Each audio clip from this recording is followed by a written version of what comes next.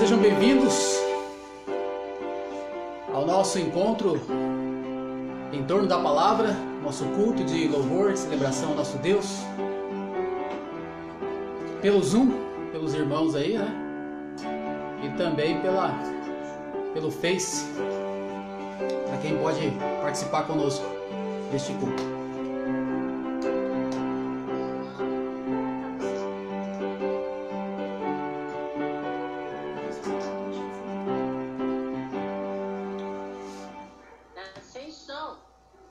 Sem som, pastor. Aí. Deu aí agora ou não? Ninguém ouviu tocar. Aí, muito bom. É isso aí, meu povo. Sejam bem-vindos, então, ao nosso encontro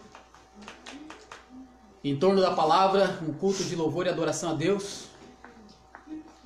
E vamos juntos celebrar, então, o Senhor. Enquanto os demais vão entrando aqui no Zoom, nós temos pessoas já conectadas aí pelo Facebook. Vamos participar dessa maneira, ok? Muito bem, irmãos, eu quero começar contando com vocês uma música que tem a ver com a nossa mensagem, nos dá aí um pensamento acerca daquilo que Deus tem para nós essa noite, acerca do nosso futuro, porque o fim de todas as coisas está próximo, diz a palavra de Deus. A gente vai ver esse texto. E vamos então já começar a pensar nesse assunto, ok? Deixa eu orar para a gente começar então o nosso tempo juntos aqui, pedindo a direção do Senhor sobre as nossas vidas. Pai, nós agradecemos porque o Senhor é um Deus acessível. Nós podemos entrar na Tua presença através do sangue de Jesus Cristo, caminho esse aberto, novo, vivo, no sangue de Cristo. Obrigado, Senhor, porque nós não merecemos, mas o Senhor nos atrai, nos traz para junto do Senhor por causa do Teu amor e da Tua graça. E nós queremos louvar ao Senhor por isso, entregar ao Senhor esse tempo de louvor, de meditação na palavra, que o Senhor fale aos nossos corações. É o nosso pedido, em nome de Jesus. Amém. Muito bem, irmãos, vamos lá então, vamos cantar uma música. Vamos ver se a gente, enquanto alguns vão entrando aí também, a gente vai projetando, enfim, vamos fazer tudo. Ok?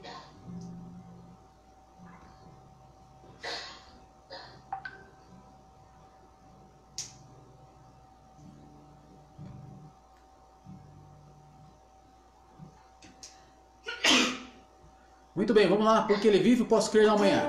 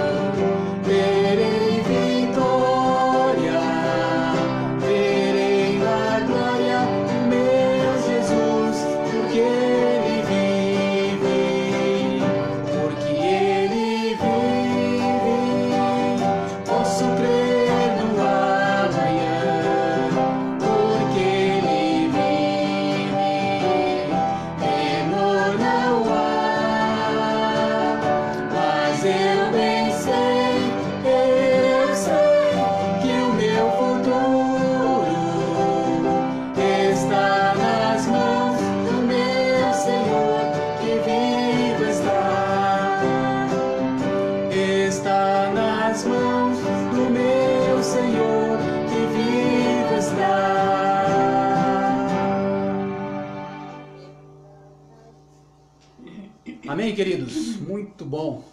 Está nas mãos do nosso Senhor que vivo está. Baseado então nessa esperança e nessa certeza, nessa confiança, nós vamos continuar lendo a palavra do Senhor. E com esta frase, o fim está próximo, isso o apóstolo Pedro fala. Na realidade, quando se fala acerca do fim, nós temos que lembrar que Jesus, ele fala acerca do fim, e ele fala que o fim, na realidade, é a consumação de todas as coisas. O fim é a concretização de todas as etapas do plano de Deus. É interessante que Jesus, certa vez, falando sobre as últimas coisas, ele falou: este evangelho do reino será pregado em todo o mundo como testemunho a todas as nações, então virá o fim. Então Jesus falou sobre isso, e nesse contexto em que ele fala sobre o fim, Jesus fala de uma grande tribulação. E veja só as palavras de Jesus: como nunca houve desde o princípio do mundo até agora, nem jamais haverá. É interessante que nesse contexto, ao falar acerca do fim, Jesus fala acerca de falsos cristos, fala acerca de falsos mestres, fala acerca de sinais e maravilhas produzidas por essas pessoas. Ele fala também que haverá o escurecimento do sol, da lua. E outra coisa que ele fala: as estrelas do céu cairão e os poderes celestes serão abalados. E aí ele conclui o seu pensamento, ou coloca de uma maneira, vamos pensar assim, de clímax, de grandeza, quando ele fala então acerca da vinda do Filho do Homem. E ele fala: então aparecerá no céu o sinal do Filho do Homem, e todas as nações da terra se lamentarão, e verão o Filho do Homem vindo nas nuvens do céu, com poder e grande glória. Então perceba, meus irmãos, quando Jesus fala lá em Mateus 24 acerca do fim, ele fala de uma série de eventos que marca o fim. Então o fim não é um dia, mas é uma sucessão de eventos. E é interessante que o apóstolo Paulo, ao abordar esse assunto, ao falar também sobre o fim, ele expõe sobre um grande evento chamado a ressurreição dos crentes. E diz assim a palavra de Deus, quando o apóstolo Paulo falando, ele diz: então virá o fim. Quando que virá o fim? Aí ele vai colocar aqui: quando ele entregar o reino a Deus, o Pai, depois de ter destruído todo domínio, autoridade e poder, pois é necessário que ele reine até que todos os seus inimigos estejam postos debaixo dos seus pés. Aí ele conclui essa parte dizendo: o último inimigo a ser destruído é a morte. Então percebe, ele fala agora de outros eventos. Jesus falou sobre tribulação, sobre aparecimento, sobre sinais no céu. Paulo fala sobre a ressurreição, fala sobre a destruição da morte. Então percebe que é uma série de eventos que estão ligados com essa questão do fim. Mas irmãos, esta visão do fim é uma visão gloriosa. E o crente, e eu espero que você não tenha nenhum tipo de receio no seu coração. Porque na realidade, essa visão do fim, ela traz para nós esperança. A esperança de uma transformação gloriosa que nós vamos experimentar. O próprio apóstolo Paulo, ainda falando sobre a ressurreição, ele fala uma coisa interessante. Ele fala: eis que eu lhes digo um mistério. Nem todos dormiremos, mas todos seremos transformados. Num momento, num abrir e fechar de olhos, ao som da última trombeta. Pois a trombeta soará, os mortos ressuscitarão incorruptíveis, e nós seremos transformados. Aí ele continua dizendo: pois é necessário que aquilo que é corruptível se revista de incorruptibilidade, aquilo que é mortal se revista de imortalidade. Quando, porém, o que é corruptível se revestir de incorruptibilidade, o que é mortal de imortalidade, então se cumprirá a palavra que está escrita: a morte foi destruída pela vitória. Aleluia, louvado seja Deus. É essa transformação, queridos, que nós aguardamos. É essa esperança que nós temos. Então é esse fim. Então percebe como existe uma série de eventos. Se a gente for procurar em outros textos, veremos outras coisas que vão acontecer nesse tempo chamado o fim. E o apóstolo Pedro também fala acerca disso. O fim, então, meus irmãos, significa o fim do mundo como nós o conhecemos. Ele chegará ao fim e dará lugar a um mundo novo, a um mundo não só prometido, mas preparado por Deus. E o apóstolo João, ao escrever o livro do Apocalipse, ele fala acerca desse fim, e ele fala: e lhes enxugará dos olhos toda lágrima. Nesse lugar em que Deus está preparando, e ele fala: e a morte já não existirá, já não haverá luto, nem pranto, nem dor, porque as primeiras coisas passaram. Então nota, Jesus, os apóstolos falam acerca deste fim. Então, meus queridos, é este fim que nós olhamos, é para lá que nós olhamos, e isso tem que nos encorajar na nossa jornada do dia a dia. Eu não sei quanto tempo vai durar a quarentena que nós estamos passando agora, mas um dia ela vai acabar. Agora, se não acabar, já existe um fim trabalhado por Deus, queridos, preparado por Deus. E esse fim chegará com todos esses eventos, e em outras oportunidades nós podemos estudar mais sobre isso, mas eu quero entrar com vocês na carta de Pedro e ver o que ele fala para nós, e como essa visão do fim nos encoraja e transforma o nosso dia a dia. Então veja lá, na carta de Pedro, capítulo 4, vamos continuar a leitura então desta carta. Vamos ler do versículo 7 até o versículo 11. Diz assim a palavra de Deus: ora, o fim de todas as coisas está próximo. Foi isso que eu expliquei para os irmãos. E olha a reação: sede, portanto, criteriosos e sóbrios, a bem das vossas orações. Acima de tudo, porém, tende amor intenso uns para com os outros, porque o amor cobre multidão de pecados. Sede mutuamente hospitaleiros, sem murmuração. Servi uns aos outros, cada um conforme o dom que recebeu, como bons despenseiros da multiforme graça de Deus. Se alguém fala de acordo com os oráculos de Deus. Se alguém serve, faça-o na força que Deus supre, para que em todas as coisas seja Deus glorificado por meio de Jesus Cristo, a quem pertence a glória e o domínio pelos séculos dos séculos. Amém.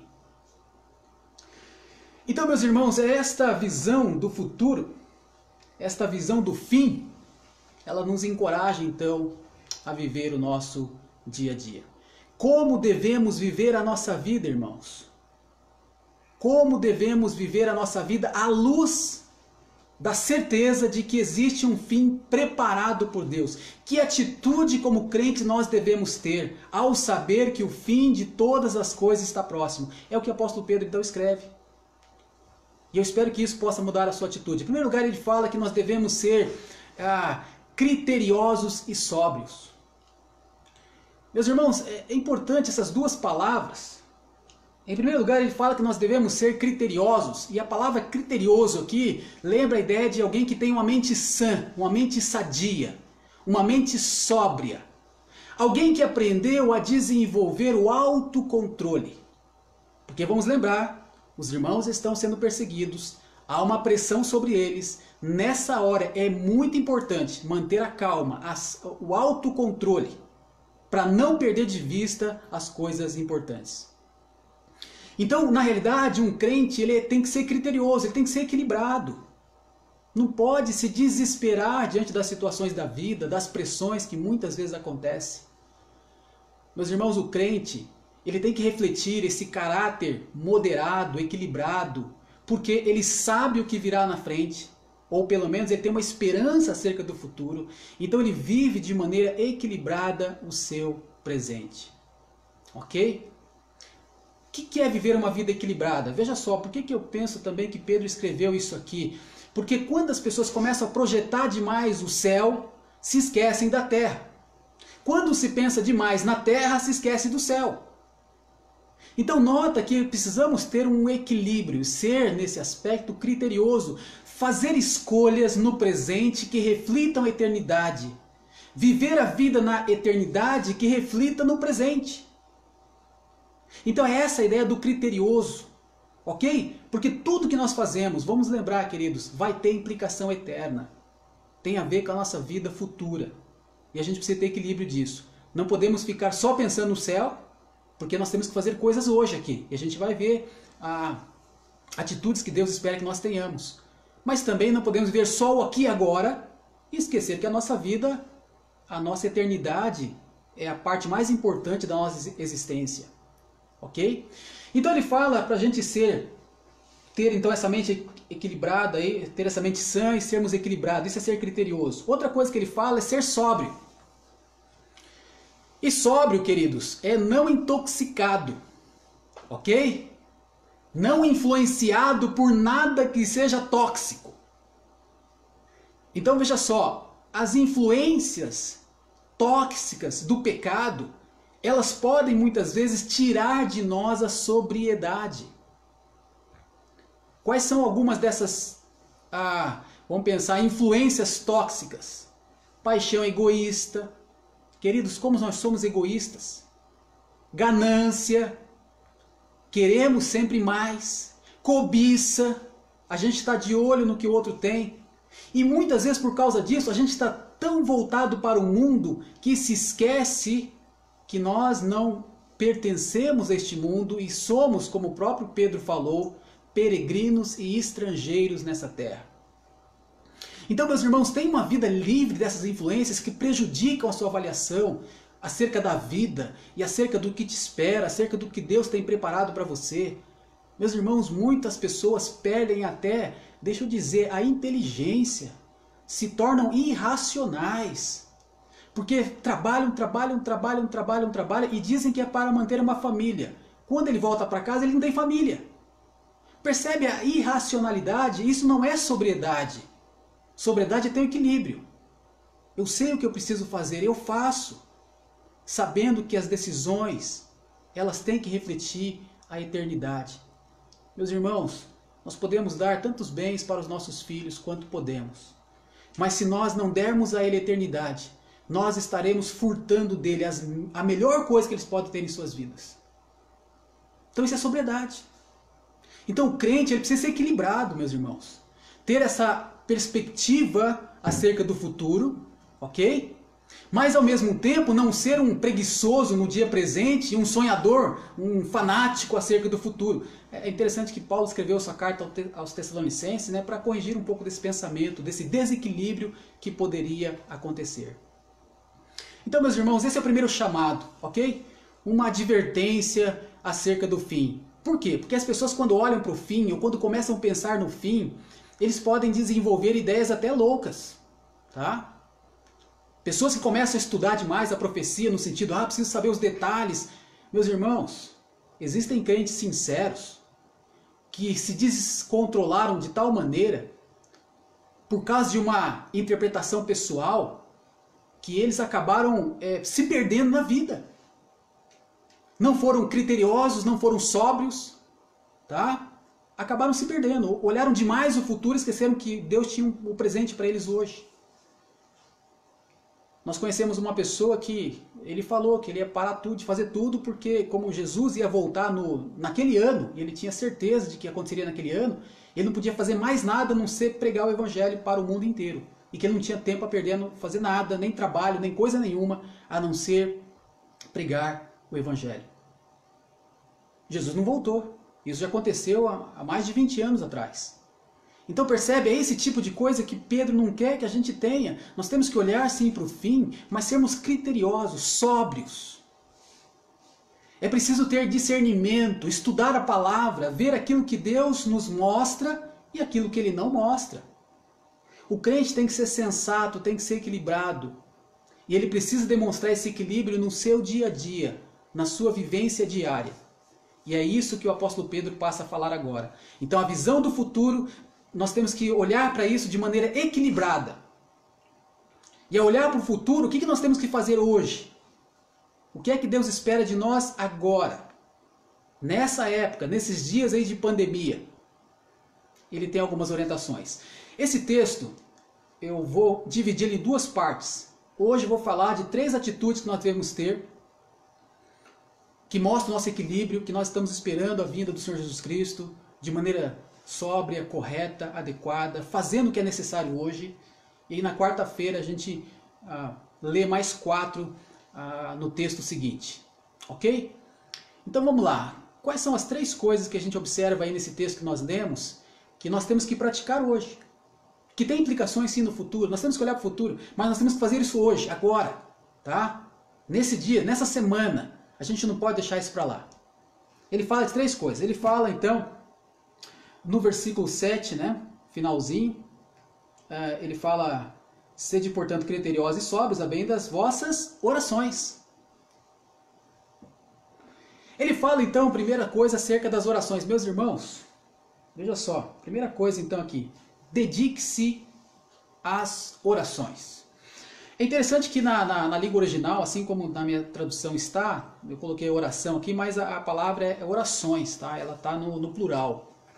Uma atitude de expectativa então com a volta de Jesus, e que mostra que nós estamos esperando, requer de nós uma vida dedicada à oração. Tá? E quando o apóstolo Pedro fala aqui acerca das orações, as orações elas podem indicar então muitas orações, ok? Se ele está falando no plural, então ele está falando de orar muito. Isso é uma implicação, orações, porque senão ele podia falar a oração de uma maneira direta. Outra coisa também que a gente pode pensar acerca dessa questão das orações é que pelo fato de ser uma palavra no plural, ela expressa uma multiplicidade de formas, de maneiras de orar. Por exemplo, dedique-se às orações. Uma oração ela pode ser comunitária, na igreja, ela pode ser solitária, dentro do seu quarto. Ela pode ser livre, você simplesmente fecha os seus olhos, abaixa sua cabeça e ora, ou ela pode ser escrita. Você pode ler uma oração do apóstolo Paulo. Você pode ler a oração de Jesus Cristo. Ok? Ela pode ser de adoração, de louvor, de agradecimento, mas ela pode ser de petição, de súplica, de intercessão. Ela pode ser pessoal, para você. Ela pode ser para os outros. Ela pode ser material, as necessidades que nós temos. Ela pode ser espiritual, para que conheçamos o amor de Cristo, como diz Paulo aos Efésios. Enfim, meus irmãos, percebe? A oração ela é múltipla. Então, dedique-se às orações. E o apóstolo aqui, certamente ele sabe que os irmãos estão passando pela pressão, e muitas vezes nessa hora para nós é penoso orar. Não deveria ser, mas infelizmente é penoso para o crente orar. Muitas vezes falta tempo, muitas vezes desconcentra, muitas vezes as coisas do mundo, as preocupações com esta vida, elas nos impedem de orar. Mas aqui está um desafio, queridos. Vamos olhar para frente, vamos ter uma vida equilibrada, dedicando-se às orações. Dedique-se. E aqui eu queria dar algumas coisas assim, muito práticas que a gente pode fazer para se dedicar à oração. Por exemplo, tempo. Separa um tempo para orar, tá? Se você fala assim, eu vou orar ao longo do dia, mas se você quiser ser dedicado à oração, tem que separar um tempo. 6 da manhã, 7 da manhã, meio-dia, 3 horas da tarde. Dedique-se um tempo e separe um tempo. Outra coisa, um local.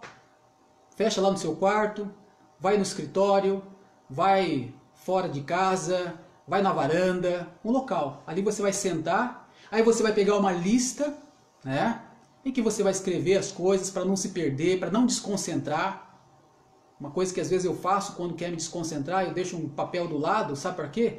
Porque às vezes eu penso em outras coisas. Eu tenho que falar com o irmão tal, eu preciso ligar para não sei o que, preciso resolver isso. Aí eu estou com o papel do lado, a caneta eu escrevo, resolver tal, ligar para fulano e deixo de lado. Para não perder a concentração, o tempo de oração. Então, meus irmãos, outra coisa também, disciplina. Não tem outra maneira a não ser a gente parar em um tempo e orar, ok? E esforço, tá certo? Porque às vezes a gente começa a orar e depois que a gente pensa que passou já 2 horas, você vai olhar, passou 2 minutos. Tem que ser esforço, gente. Vamos dedicar a oração. É o que Deus espera de nós. Meus irmãos, a quarentena, ela nos deu o tempo que nós não tínhamos. Não é verdade? A gente reclamava de tempo. Agora a gente tem tempo. Então o que a gente precisa ter agora é disciplina. Tá bom? Então requer de nós aí esforço, requer de nós aí empenho. Vamos então, meus irmãos, nos dedicar. Vamos nos esforçar cada vez mais para que tenhamos uma vida então dedicada a Deus em oração. Então a primeira atitude que nós devemos ter, já que somos equilibrados, e praticar hoje, tá? A nossa mente está lá na frente, na vinda de Jesus. Mas o que a gente tem que fazer hoje? Dedicar-se à oração. Outra coisa que Deus espera que nós também façamos, logo na sequência diz aí, acima de tudo, porém, tende amor intenso uns para com os outros, versículo 8. Porque o amor cobre multidão de pecados. Meus irmãos, ame os seus irmãos, tá? Vamos lembrar que Pedro está escrevendo para a igreja ela é formada então de irmãos, de uma família da fé. Agora é o povo de Deus, então a gente tem que amar esses irmãos que fazem parte desta família. E aí eu queria colocar duas palavras para ajudar a gente a pensar de que maneira a gente pode amar os nossos irmãos. E logo na sequência ele vai falar acerca da hospitalidade, que é outra prática também do amor, quando ele fala o seguinte: sede mutuamente hospitaleiros sem murmuração. Então essas duas práticas, elas estão relacionadas à questão do amor. E aí veja só, duas palavras para ajudar a gente a lembrar então dessas coisas. Primeira coisa é extensamente. Quando Pedro diz que nós devemos amar, tem de amor intenso. Essa palavra intenso, na realidade, ela significa no original uma palavra que está ligada a uma outra, esticado para fora, ou completamente esticado. Tem a ideia de esticar no seu potencial máximo. Sabe aquele elástico que você estica ele até o limite? Essa é a ideia que a palavra tem. Então, na realidade, o que o apóstolo Pedro está dizendo, o que ele está colocando aqui, o desafio, é que nós devemos esticar o nosso amor para com o irmão, ao ponto de ser capaz de cobrir o pecado do irmão. Como ele fala aqui, amor intenso, né? Porque o amor cobre multidão de pecados. Agora vamos entender um pouquinho o que Pedro está dizendo aqui, meus irmãos. Ele não está dizendo que nós devemos ser coniventes com o pecado, mas nós devemos demonstrar perdão. Ok? A disposição de conviver com pequenos fracassos. Vamos lembrar de novo do contexto. É um contexto de perseguição, é um contexto difícil, os irmãos estão sofrendo e eles precisam se juntar, estar junto, conviver na igreja, e aparecem coisas pequenas que podem atrapalhar os relacionamentos. E nessa hora, por que não relevar certas coisas que são pequenas para bem da comunidade? É isso que ele está dizendo. Então o nosso amor tem que ser extenso, a gente precisa abraçar, a gente precisa alcançar todas as pessoas. Deixa eu citar alguns exemplos de coisa aqui que nós temos que aprender a relevar. Tem aquele irmão que fala demais, sabe? Aquele irmão, aquela irmã que fala demais e você não aguenta porque fala muito. Tem aquele outro que age sem sabedoria, né? Que não pensa para agir. Aí isso começa a causar no seu coração aquele rebuliço, né? Aí as pessoas precisam de ajuda, a pessoa não ajuda. Você marca um compromisso, a pessoa não tem compromisso, ela se atrasa, ela marca e não vai. Ou talvez seja aquele irmão que é inconveniente na sua abordagem, que vai conversar com você e fica segurando e você não gosta que segura, né? Que chega na sua casa para te visitar e de repente faz coisas que são inconvenientes. Percebe? Então são uma série de coisas que a gente vai observar aqui, que se a gente for olhar, querido, isso é pecado. Você fala, claro que é, porque não está sendo sábio, não está sendo isso. Então, mas percebe, estica o seu amor ao ponto de cobrir essas coisas para não colocar esses irmãos fora da sua convivência, do seu relacionamento. É isso que Pedro está dizendo. Porque muitas vezes nós somos muito intolerantes, muito impacientes. Qualquer coisinha fala assim, veio na minha casa, mexeu na minha florzinha, eu não quero chamar mais para vir em casa. Então, meus irmãos, tem esse amor intenso, olha só a palavra, esse amor que estica, esse amor que vai longe e é capaz então de cobrir os pecados. Agora, eu sei, meus irmãos, que o texto aqui não está dizendo para você ser conivente com o pecado, tá? Então, assim, se o irmão fez uma coisa contra você, e você não consegue relevar aquilo, e você não consegue perdoar, então a palavra de Deus tem outro texto lá, Mateus 18, que mostra o que você tem que fazer. Tá? O que você tem que fazer? Ir lá conversar com o irmão, mostrar o pecado para ele, mostrar o que aconteceu, para ganhar o seu irmão. Se isso não resolver, não corta o relacionamento com ele. Você tem outros passos que devem ser dados visando a restauração por meio de uma disciplina. Mas veja só, é para ganhar esse irmão. É para que você possa continuar convivendo em relacionamento e em amor com esse irmão. Então perceba que em nenhum momento a Bíblia diz que você deve comentar isso com outra pessoa se não for com o objetivo de ir lá buscar a reconciliação. Porque se você falar de um problema que você teve com o irmão com outra pessoa, isso é fofoca, isso é pecado. Então tem o pecado do irmão e agora você está cometendo um outro pecado porque você está cometendo sobre um problema que aconteceu para uma outra pessoa. Tá? Então não vamos cair nesse pecado. Por isso que a palavra de Deus fala, ame os seus irmãos. Estica o seu amor por eles. Com todas as qualidades que ele tem, com todos os defeitos que seu irmão tem. Meus irmãos, estamos juntos numa batalha. O inimigo comum ele não está dentro da igreja, ele está fora da igreja. O nosso inimigo ele não é o irmão. O inimigo chama-se Satanás. Então, por favor, seja paciente, seja mais tolerante com os pequenos fracassos do irmão, essas pequenas coisas que te incomodam. E como diz a palavra de Deus, esse amor ele cobre uma multidão de pecados. Além disso, além de ser extensamente, vamos amar de maneira externa, externamente, ou seja, como diz o texto aqui, sendo hospitaleiro. Essa palavra, irmãos, hospitaleiro, ser hospitaleiro, ela significa amor pelo estrangeiro, amor por aquele que é estranho, mas que é irmão, tá? E olha só que coisa interessante, né? Pedro ele pede isso e ele qualifica essa hospitalidade. Ele fala, ame, né, o estrangeiro, receba esses irmãos, mas ele dá uma recomendação. Sem murmuração, sem resmungação, sem reclamação, sem queixa, sem queixumes. Tá? Meus queridos, é um privilégio receber pessoas. A palavra de Deus fala que alguns, não sabendo, hospedaram anjos. Então é um privilégio. Agora, muito mais num contexto de perseguição. Vamos imaginar naquele tempo, né? Eu espero que isso não aconteça nos nossos dias hoje, mas vamos imaginar naquele tempo. De repente um irmão ele perdeu o seu trabalho por causa de Cristo, o patrão não quis mais saber dele, ou dispensou da casa, ele morava como caseiro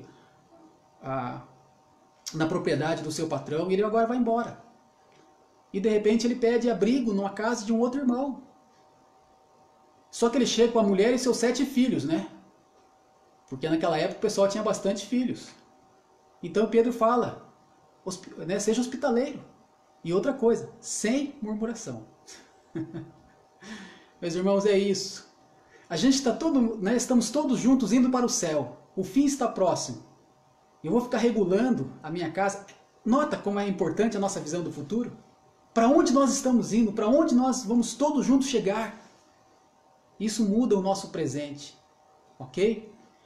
Então, uma aplicação muito prática para nós. A gente não está vivendo dias como o de Pedro. Eu espero que não aconteça isso, né? Que ninguém perca a sua casa depois dessa pandemia. Mas se perder, a gente tem que praticar a hospitalidade, assim como a palavra de Deus nos desafia a fazer. Se não, queridos, abra sua casa para aqueles que não apenas são seus amigos, tá? Ser hospitaleiro. Vamos abrir a nossa vida, o nosso relacionamento para o estranho. Vamos começar a desenvolver amor pelo estranho, como diz a palavra de Deus. O irmão que, vamos pensar assim, você ainda não conhece, que você não tem muita intimidade com ele. Abra sua casa, chama um dia, depois que passar tudo isso aqui, para tomar um café com você, tá? Tomar um lanchinho aí na sua casa. Ok, irmãos? Aceita o desafio? Vamos fazer isso, tá bom? Com um estranho, tá? É irmão. Você não conhece muito bem ele. É a oportunidade de conhecer. Então, já vimos 2 coisas, né? Dedicar-se à oração, amar os seus irmãos. Outra coisa que o texto fala, meus irmãos, é servir uns aos outros, cada um conforme o dom que recebeu. O desafio, meus irmãos, enquanto nós aguardamos o céu, é exercer o nosso dom. Você tem um dom, meus irmãos. Como ele fala aqui, cada um conforme o dom que recebeu. E aí nós temos 3 palavras que podem nos mostrar como é importante a gente ter um entendimento acerca dos nossos dons. Tá? Ele fala, cada um conforme o dom que recebeu, então significa que você recebeu pelo menos um dom. Pode ser que tenha outros, mas pelo menos um. Tá? Não é aqui, ele fala assim, cada um conforme o dom que recebeu. Recebeu de quem? O apóstolo Paulo, melhor dizendo, tá? Lá em 1 Coríntios 12, ele descreve quem é que distribui os dons. Ele fala, quem distribui os dons é o Espírito Santo conforme a sua vontade. Tá? Então você recebeu. Quem deu para você? O Espírito Santo, conforme a vontade dele. Então você fala assim, puxa, mas eu gostaria de ter outro dom. É o que Deus deu para você, aí você tem que usar. E aí, por fim, ele fala que nós devemos fazer isso como bons despenseiros da multiforme graça de Deus. Temos que ser bons mordomos. Recebemos um dom e nós temos que usá-lo. O dom é de Deus, é para uso de Deus através da sua vida. Porque é você que vai administrar esse dom no corpo de Cristo. E através dessa manifestação do dom na sua vida, através da sua vida, Deus vai mostrar a sua multiforme graça, ou seja, uma graça de diversas maneiras. Ele vai usar a minha vida, vai usar a sua vida, vai usar a vida daquele irmão, daquela irmã, e todos juntos, cada um fazendo a sua parte, vamos servir a Deus e fazer a sua obra. Então, meu querido, não esconda o seu dom. Se você fala, se você é profeta, pastor, mestre, ensina, tem conhecimento, de acordo com a palavra de Deus. Se você serve, de repente o seu não é estar à frente, não é falar, mas é misericórdia, é consolo, é socorro, é fé, é contribuição, é administração, é ajuda. Faça na força que Deus supre, tá? Não faz na sua força, porque você vai desanimar, você vai cansar, você vai ficar chateado com as pessoas quando não reconhecer. Na força de Deus, você vai realizar a obra. Percebe então, queridos? Exerça o seu dom. Você tem um dom, faz ele ser ativo e produtivo no reino de Deus. Mesmo distanciados, nós temos que usar nosso dom. Tá? O que Deus deu para você? Usa. A gente não pode depender de um prédio, de uma igreja para manter o nosso dom. Nós temos que servir a Deus. Tá? Conforme o dom que Ele nos deu. Então é isso, queridos. Uma vida vivida nessa perspectiva. Percebe? O fim está próximo. Quando a gente olha para o fim, nós mudamos algumas coisas hoje. Dedicados à oração. Vamos amar os irmãos. Vamos exercer então o nosso dom. Toda angústia um dia chegará ao fim. Nós não vemos a hora desse dia. Até lá temos que viver uma vida de equilíbrio enquanto aguardamos essa realidade se manifestar. Tá bom, queridos? Então vamos pedir a Deus isso, que nos ajude a sermos dedicados na oração, a amarmos nossos irmãos e exercermos os nossos dons. Em nome de Jesus. Amém? Vamos fazer uma interrupção para a gente retomar então aqui, ok?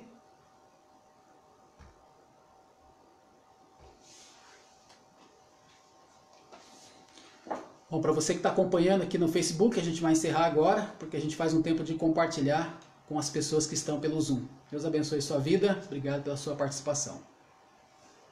Aqui, filho.